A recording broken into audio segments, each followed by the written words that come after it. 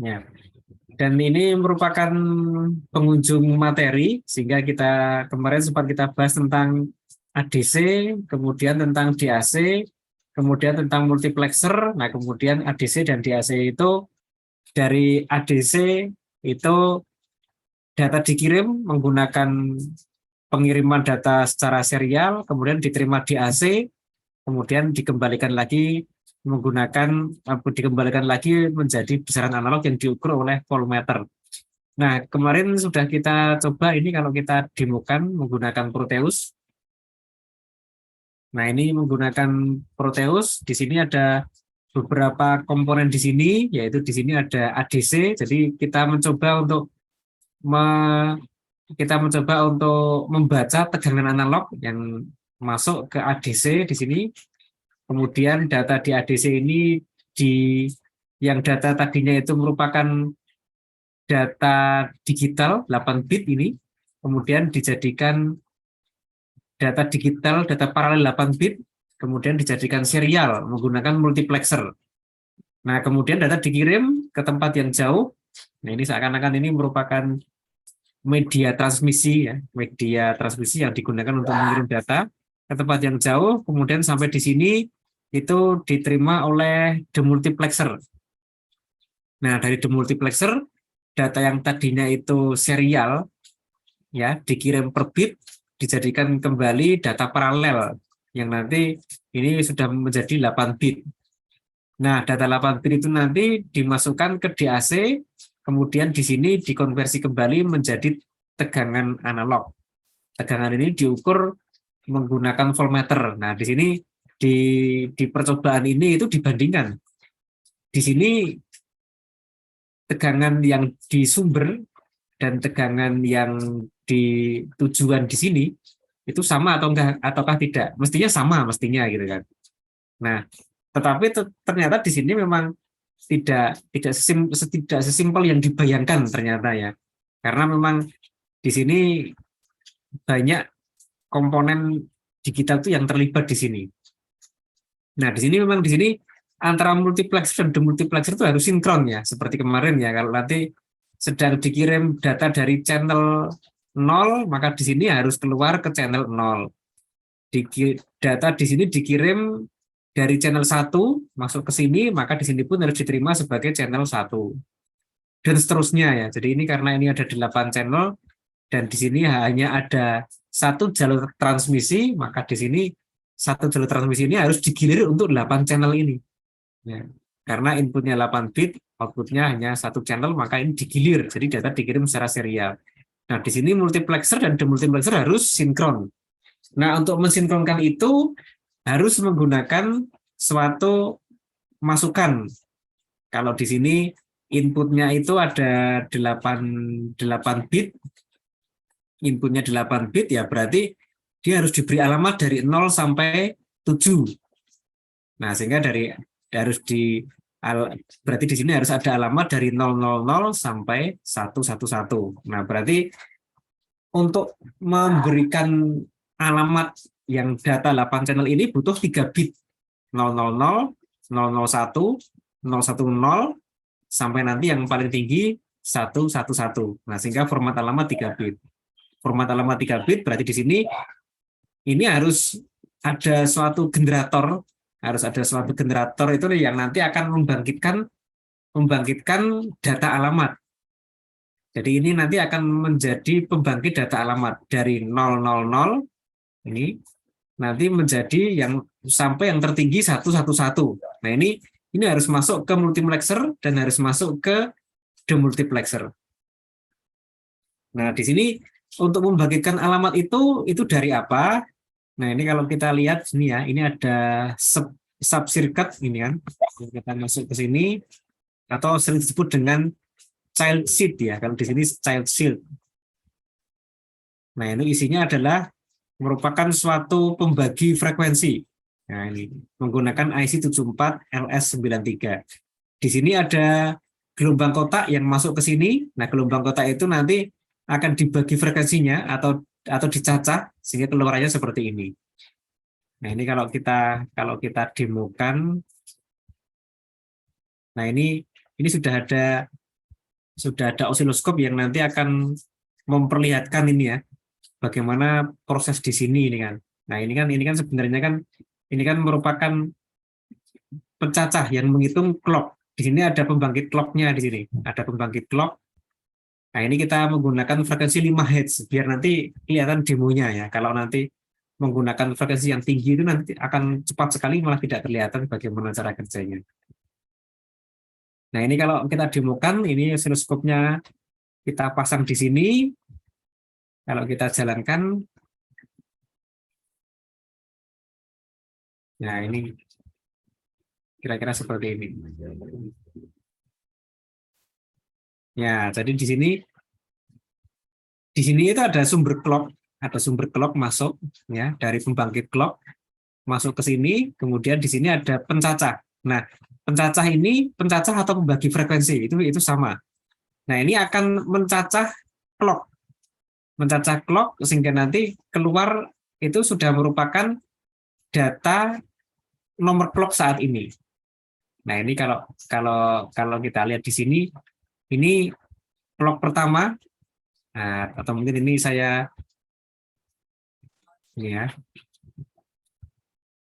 ini saya del, mungkin saya masukkan ke sini aja ini biar nanti jelas. Ya, nah D ini yang clock dari sini, kemudian ABC ini merupakan hasil cacahan. Nah, kalau kita demokan, nah ini kira-kira seperti ini. Nah, jadi clock-nya ini akan jalan terus nih ya. Ini clock pertama, kedua, ketiga, keempat, kelima, keenam, terus gitu. Nah, keluaran ABC ini merupakan keluaran yang mengindikasikan hasil cacahan clock. Hasil cacahan itu berarti hasil hitungan clock. Hasil hitungan clock itu berarti di sini kalau kita lihat, saya geser ke sini ya biar kelihatan. Ya, kalau kita lihat di sini, ini, nah ini mulai dari sini ya, mulai dari sini, ini clock ke 0. Nah, maka keluaran dari ini ya, ABC ini merupakan bit biner. Yang kalau kita urutkan itu A itu bit paling rendah atau LSB, ini C ini MSB. MSB itu most significant bit, berarti bit yang paling tinggi, ini bit yang paling rendah. Bit yang paling tinggi ini C ini. Nah, ini kan 0, 0, 0, kemudian 0, 0, 1, 0, 1, 0. Jadi ini pada saat di sini ini kita anggap mulainya. Mungkin saya tandai aja di sini. Saya tandai. Nah, ini kita anggap mulai dari sini ya. Ya. Nah, ini di sini ini bit ini clock ke 0, berarti keluaran di sini 0, 0, 0. Yang saya tuliskan di sini teksnya.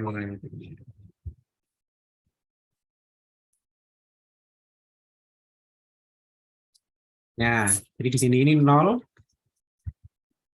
ini 0,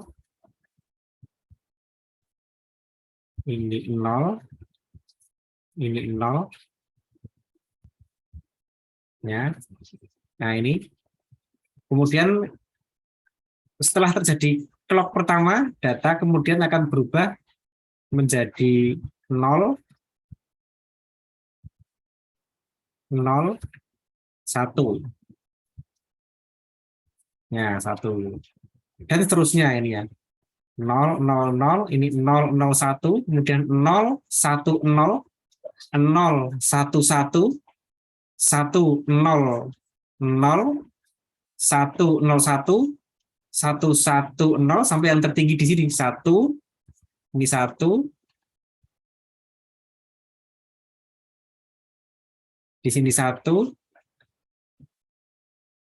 di sini 1. Nah, ini. Jadi di sini itu CBA itu merupakan bilangan biner ya, bilangan biner 3 bit urut dari 000, 001, 010, 011 terus sampai yang tertinggi itu 111.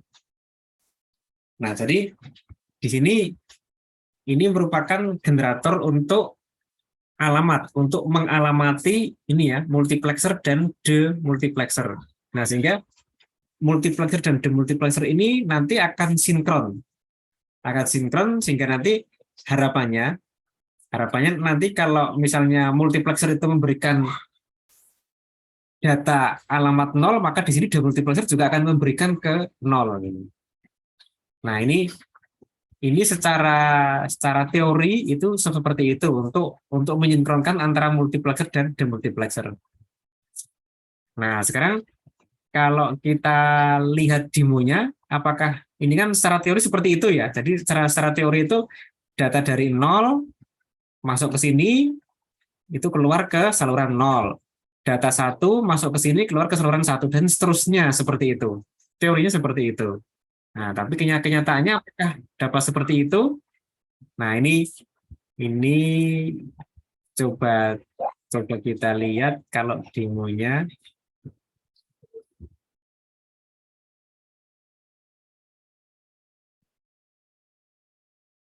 Ya.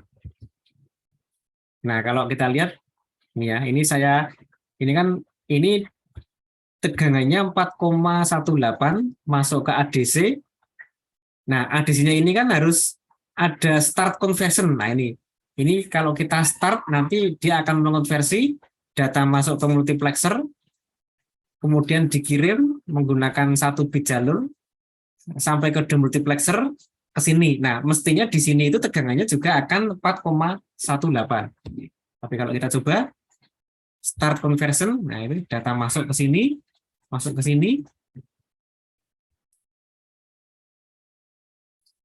Nah, ini kalau kita lihat di sini, nah, datanya ini menjadi aneh seperti ini, menjadi berubah-ubah terus. Kenapa? Ya, jadi di sini itu kan data dari demultiplexer itu keluar ke sini. Nah, padahal multiplexer ini itu kan mengirim data itu kan per bit ya. Dikirim ini ya, yang saluran 0, kemudian saluran 1, kemudian saluran 2, terus sampai saluran ke-7. Nah, di sini keluar ke demultiplexer. Saluran 0 keluar dari sini, masuk ke sini. Saluran 1 nanti keluar dari sini, masuk ke sini. Nah, teorinya seperti itu. Tetapi yang terjadi, nih ya memang betul seperti itu.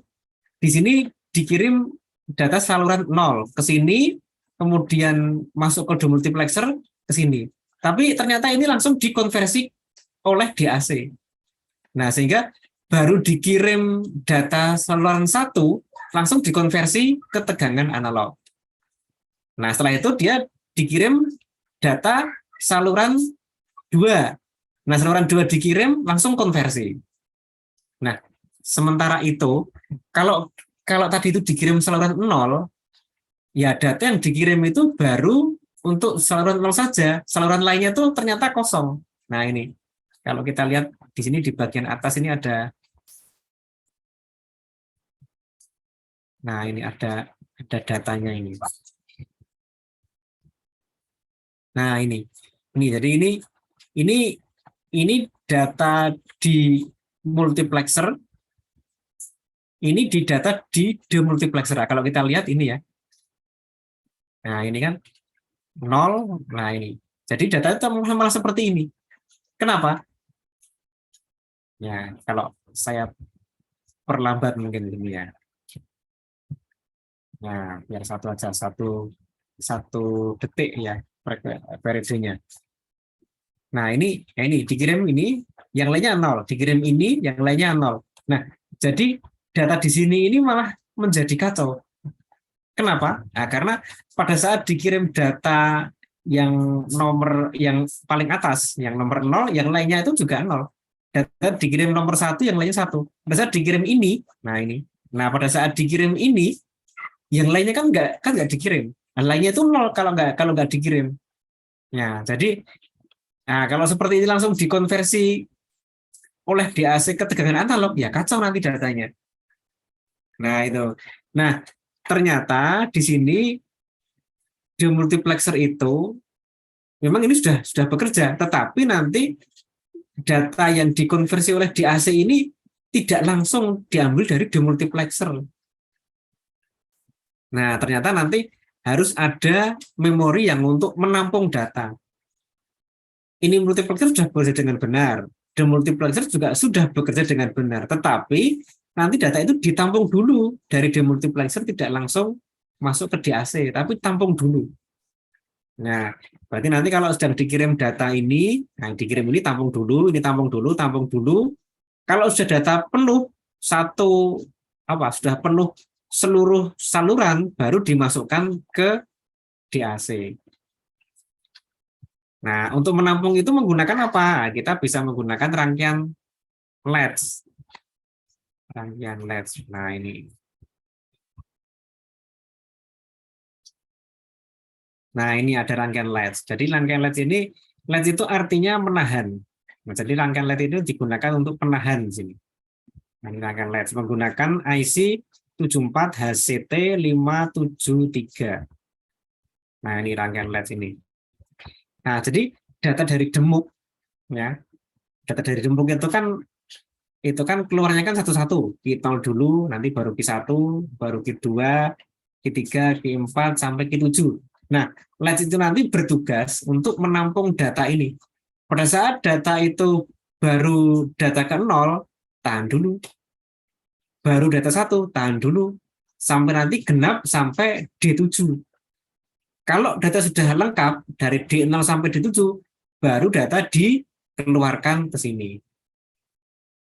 Nah, jadi latch ini bertugas untuk menahan ini ya, menahan data. Kalau belum lengkap dari D0 sampai D7, maka belum dikirim ke sini, ke key ini ya.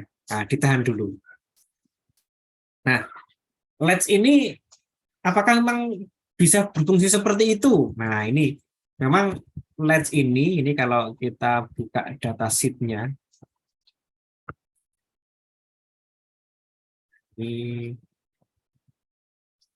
data sheet-nya 74 HCT 573.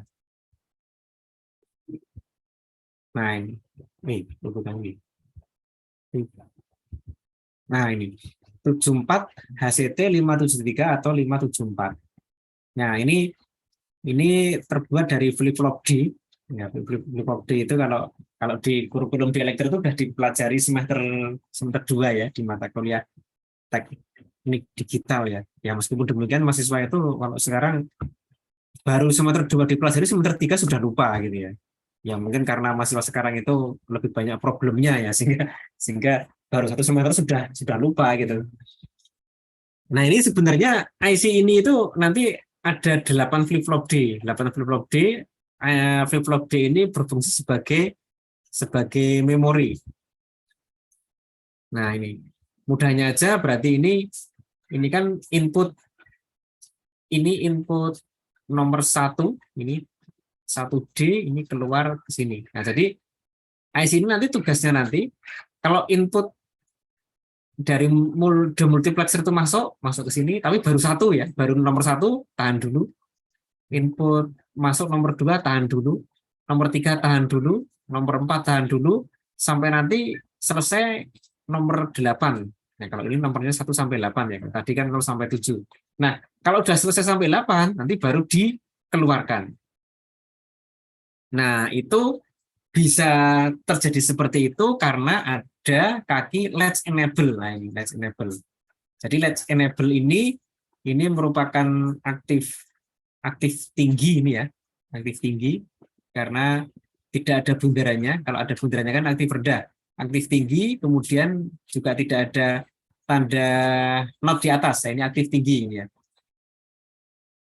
Jika latch enable atau LA, ini LA, latch enable atau LA itu logika tinggi, ya logika tinggi, maka nanti kalau data itu tinggi, output juga tinggi. Data itu rendah, output rendah. Nah, berarti kalau latch enable ini tinggi, data langsung dikeluarkan ke output. Nah, itu. Tapi kalau latch enable ini rendah, ya, latch enable rendah, maka apapun data yang masuk, outputnya sama dengan key 0. Key 0 itu berarti data yang sebelumnya. Jadi misalnya sebelumnya itu datanya itu nol, ya ini nol terus outputnya. Nah ini, nah berarti pada saat ini ya, pada saat nanti data itu masuk ke sini, masuk ke sini, masuk ke setiap flip-flop ini, tahan dulu, masih latch enable. Berarti output itu masih data yang sebelumnya. Nah setelah data itu lengkap, nanti baru latch enable jadikan high. Nah berarti output sama dengan data inputnya. Nah ini menggunakan latch ini ya. Jadi latch itu nanti sebagai penyimpan sementara untuk agar penyimpan sementara untuk menyimpan data yang masuk ya. Agar nanti data yang masuk itu disimpan dulu. Nanti kalau data sudah semuanya masuk ke sini, baru di latch enable baru jadikan high, sehingga nanti data yang masuk ke setiap flip-flop ini akan keluar ke output ke sini. Nah ini jadi memang data itu disimpan dulu di memorinya 8 bit, memori 8 bit, kemudian nanti kalau sudah selesai nanti data di memori itu nanti dikeluarkan ke keluaran. Nah, sehingga di sini kalau menggunakan latch ini kalau kita demokan terlalu kecil. Nah, ini. Ya, ini kalau kita demokan ini clocknya 1 Hz. Oke, kalau kita demokan nanti kira-kira seperti ini nanti hasilnya. Ini masih 0 ya, masih 0. Nah, ini data sudah sama, kemudian nanti akan keluar, begitu keluar. Nah, ini kan inputnya 459, outputnya 461 ya, nyaris ya hampir sama ya. Nah coba mungkin kita ulangi ya. Oke, ini dari ADC sudah keluar data. Ini multiplexer di multiplexer ini ya. Ini data masuk satu persatu. Ini masuk, sudah masuk semua. Baru data ditransfer ke keluaran. Nah, hasilnya keluarannya 461. Ya, hampir sama dengan ini inputnya ya. Nah, setiap kali data ini saya diubah, misalnya ini saya tegangan masukan saya ubah ya. Nah, saya ubah. Nah, ini data dari ADC berubah. Data yang masuk ke multiplexer berubah. Data itu satu persatu dimasukkan ke demultiplexer. Ini ya, belum sama ada multiplexernya. Nah, begitu data dari multiplexer sudah masuk semua ke sini. Nah, ini sudah masuk semua, transfer ke keluaran latch. Ya, nah berarti keluaran latch ini hanya berubah saat data dari demultiplexer ini sudah lengkap dari bit ke 0 sampai bit ke 7. Nah, sehingga di sini itu tidak akan terjadi perubahan yang sangat banyak seperti tadi ya. Nah, ini coba saya berikan contoh lagi ini. Saya turunkan. Nah, ini data keluaran ADC sudah berubah, data dari multiplexer sudah berubah seperti ini. Di demultiplexer belum. Nah, ini sudah sama. Kalau sudah sama, baru transfer ke sini. Nah, ini output baru berubah. Nah, seperti itu. Nah, jadi memang untuk komunikasi data itu memang tidak terlepas dari yang namanya memori ya. Jadi untuk menyimpan data sementara. Jadi data ditampung dulu, kalau sudah lengkap nanti baru disampaikan ke rangkaian berikutnya. Dalam hal ini itu di AC di sini. Nah, untuk menyimpan sementara itu menggunakan latch. Latch ini bisa menyimpan sementara data yang masuk. Latch di sini 74 HCT 573 itu mempunyai memori 8 bit. Hanya 8 bit ya, 1 byte. Nah, di sini bisa menyimpan data sementara dari demuk yang ini 8 saluran atau 8 bit, ditampung dulu, ditahan dulu, kemudian baru dikeluarkan. Nah, itu memang proses pengiriman data itu memang ya sebenarnya melibatkan banyak perangkat ya. Apalagi yang pengiriman data yang menggunakan tipe sinkron seperti ini. Sinkron dalam arti ini multiplexer dan demultiplexer ini kan kerjanya kan harus bersamaan. Ya. Nah, kemudian silakan kalau ada yang mau ditanyakan ya. Kemudian di sini satu lagi, nah ini rangkaian ini agak berbeda dengan yang rangkaian tadi ya. Ya, kalau yang rangkaian sebelumnya itu kan untuk start conversion kan menggunakan switch.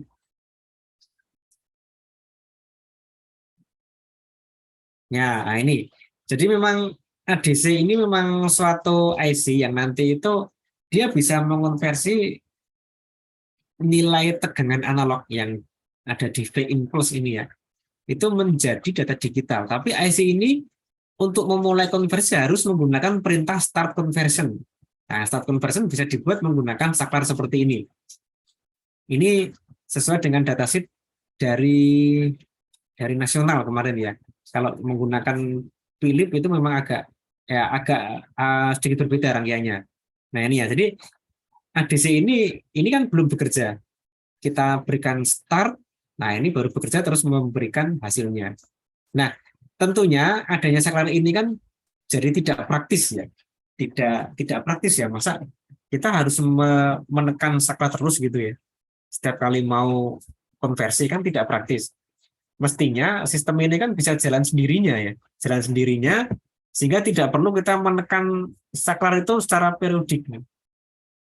Nah, berarti saklar ini kita buat otomatis yang dapat digerakkan menggunakan timer. Misalnya timingnya ini misalnya 1 kali per detik seperti ini gitu kan. Ya. Atau bisa lebih cepat lagi. Kenapa? Karena sesuai data sheet ADC 0804 ini kan IC ini dapat mengonversi hingga sekitar ribuan kali per detik. Nah, sehingga ini tidak efektif kalau kita switch-nya itu menggunakan saklar manual. Nah, maka dari itu ini kita bisa menggunakan switch yang nanti menggunakan IC pembangkit clock.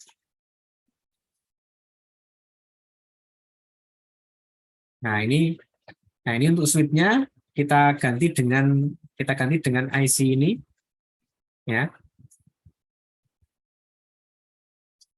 Nah, ini kita ganti menggunakan IC 555 ya. IC 555 ini merupakan salah satu IC yang cukup terkenal ya. IC yang cukup terkenal karena dia memang sebagai pembangkit clock. Nah, ini kalau kita lihat ini kan dimasukkan ke sub circuit atau kalau di sini child seed ya, child seed. Masuk ke situ. Nah, ini isinya. Ya, ini menggunakan IC timer 555. Ya, IC ini sudah sangat terkenal sehingga nanti kalau kita melihat data sheet-nya itu juga sudah ada cara menentukan frekuensinya. Nah, ini tinggal digunakan aja ini. Nah, ini data sheet-nya ini ya. Ini dari Texas. Kalau dari nasional mungkin agak sedikit berbeda. Nah, ini dalamnya IC-nya itu. Ya, kalau zaman dulu pada waktu menggunakan kurikulum lama ini ya, ini kita masih untuk sampai ke sini itu mahasiswa itu diberi teori tentang multivibrator.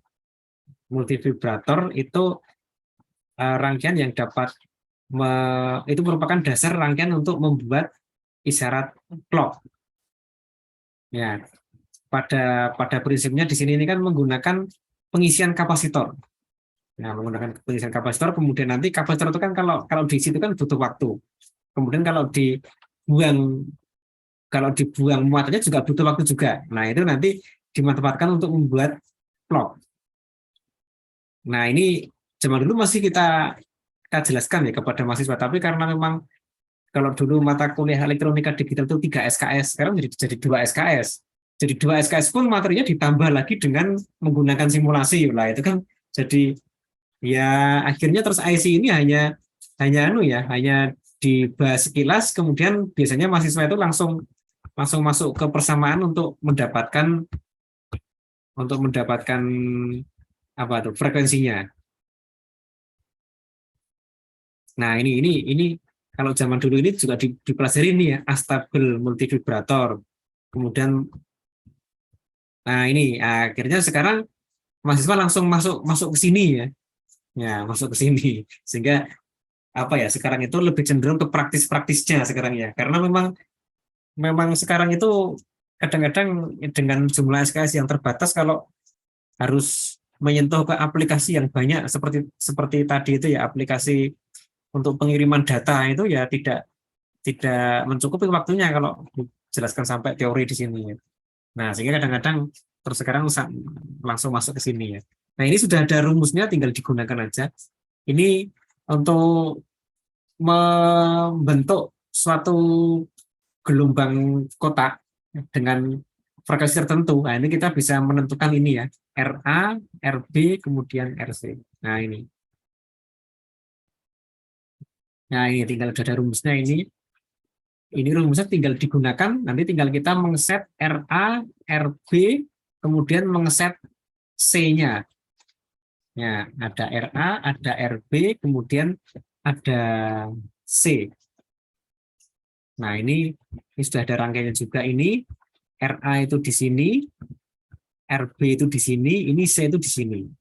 Nah, sehingga nanti dari sini kita bisa mendapatkan output itu berupa gelombang kotak. Nah, di rangkaian di sini, nah ini sudah ada ini ya. Ya, RA itu base dengan nomor 7, RB 78, 756. Ya, ini. Nah, ini RA, RB, ya. Nah, ini C-nya di sini ya. Nah, ini. Jadi ini langsung outputnya nanti bisa membentuk gelombang kotak. Nah, ini tinggal digunakan aja. Nah, gelombang kotaknya di sini bisa bisa kita cek di sini. Nah, kalau kita mau mengecek berapa itu frekuensinya, bisa kita pasang di sini, ya, osiloskop. Pasang aja di sini, kita untuk ngecek hanya untuk ngecek frekuensinya.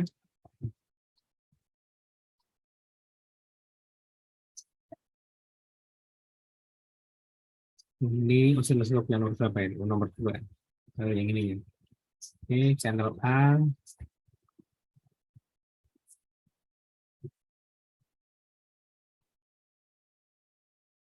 Ya, ya ini channel A. Nah itu, jadi di sini ini konversi ADC itu akan dimulai pada saat ini apa? Pada saat apa itu dibuat high kembali gitu ya. Nah, berarti kalau kita ukur di sini ya. Ya, ini ya, konversi itu jadi di sini, ini konversi. Jadi kan ini kan start conversion, terus ini perintah start conversion itu flow, kemudian ini kan akhir perintah start. Nah, ini baru mulai konversi. Ini start conversion, ini akhir perintah start. Nah, kalau kita lihat di sini berapa di sini timingnya? Ya, sekitar 1,59. Ya, 1,56 ya. Ya, sekitar 1,5 detik. Nah, berarti di sini itu ADC ini dijalankan dengan periode 1,5 detik. Nah, jadi dia akan diperintahkan start conversion itu setiap 1,5 detik. Nah, itu. Nah, berarti kita itu bisa mengganti saklar tadi itu dengan ini ya, dengan IC 55. Karena sebenarnya saklar tadi itu kan sebenarnya kan hanya untuk memutus bagian ini terhadap ground. Jadi pada saat dihubungkan ke ground ini kan logikanya 0. Nah, saat saklar tidak ditekan maka logikanya 1. Nah, berarti 1 0 1 0 seperti itu. Nah, fungsi untuk membentuk 1010 ini sekarang diganti oleh IC 555. Nah, sehingga hasilnya seperti ini. Nah, ini. Nah, nanti kalau nanti suatu saat diperlukan, nah ini kita bisa mengganti frekuensi di sini sehingga ADC ini dapat bekerja lebih cepat lagi. Nah, kalau kita lihat di datasheet itu memang ADC-nya itu sebenarnya itu bisa bisa bekerja cukup cukup cepat ini ya. Kita lihat coba ADC 0804.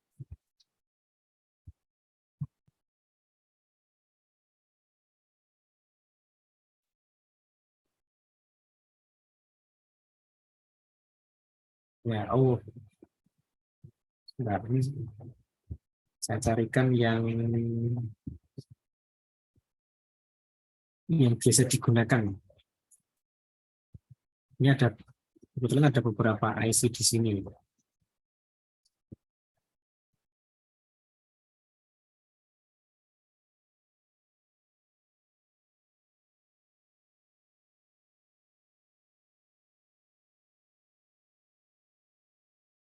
Nah, ini yang saya carikan ini yang sesuai dengan yang didemokan tadi ini ya. Nah, ini 0801 sampai 0805 ini. Yang bisa digunakan 0804. Nah, kalau kita lihat IC-nya ini itu bisa menggunakan frekuensi clock 640 ini ya tipikalinya. Jadi frekuensi dari 100 sampai 1 MHz bisa itu.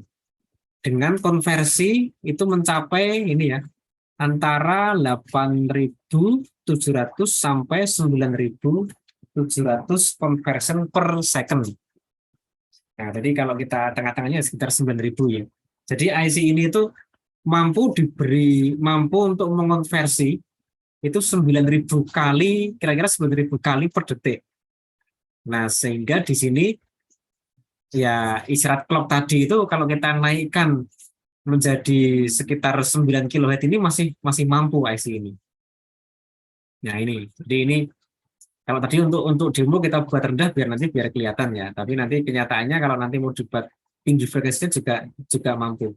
Nah, dengan frekuensi setinggi ini, ya, setinggi ini sampai 9 kHz ini kan. Nah, ini IC ini kalau nanti digunakan untuk mengonversi isyarat voice itu sudah mampu ini sebenarnya.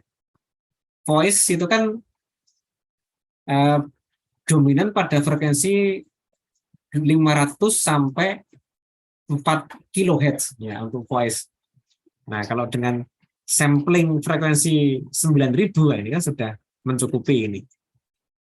Nah, ini jadi ini sudah cukup bagus sehingga nanti kalau misalnya mau membuat apa ya, membuat pengolah suara. Nah, suara itu nanti bisa dimasukkan ke sini, kemudian dikonversi ke digital.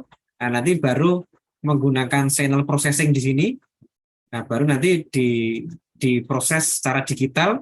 Nah, nanti dikembalikan lagi ke analog. Nah, itu bisa menggunakan IC 0804 ini.